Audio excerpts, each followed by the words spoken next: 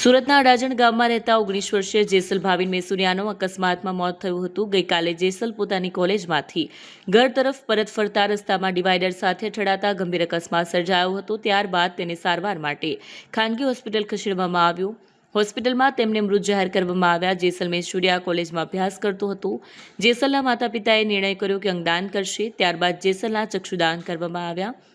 સમાજ માટે આ એક પ્રેરણાદાયક કિસ્સો છે। માતા પિતાનું એકનું એક સંતાન હોવા છતાં તેમણે અંગદાન કરવાનો નિર્ણય લીધો છે। છોટુભાઈ પટેલ સામાજિક કાર્યકર્તા રહેવાનું અડાજણ ગામ।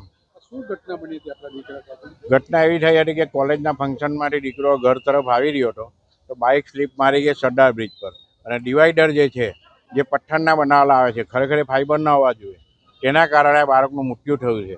અને બાળકના વાલી વારસો જે છે, દાદા દાદી પપ્પા, એ લોકોએ બાળકનો અમારે અંગદાન કરવું છે એટલે મેં નિલેશ માંડલેવાલ સાહેબનો સંપર્ક કર્યો અને એમણે કહ્યું કે અંગદાન તો હવે ચાલશે નહીં, ઓર્ગનેટ તો બધા એ થઈ ગયા છે એટલે તમે ચક્ષુદાન કરી શકો છો। એટલે અમે ચક્ષુદાન તરફ ફેરાયા અને ચક્ષુદાન આ દીકરાનું અમે કર્યું છે।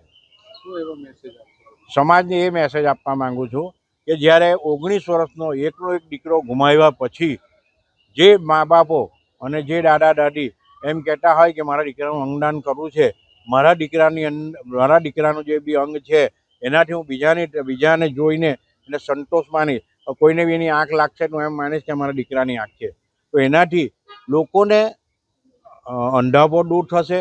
અને આ જે અંગદાન કરવાની જે પ્રક્રિયા છે એ સતત સમાજમાં ચાલતી રહે અને સમાજના લોકો આ પ્રક્રિયામાં જોડાય મોટા ભાગે, અને સમાજ આ પ્રક્રિયા કરતો રહે અને અનેકો લોકોના જીવન મળે એવું મારી એ છે। મારો લાસ્ટ સવાલ છે, કઈ કોલેજમાં પડતો? એ કેટની કોલેજમાં એન્જિનિયરિંગ કરતો હતો બાળક, 19 વર્ષનું બાળક હતું।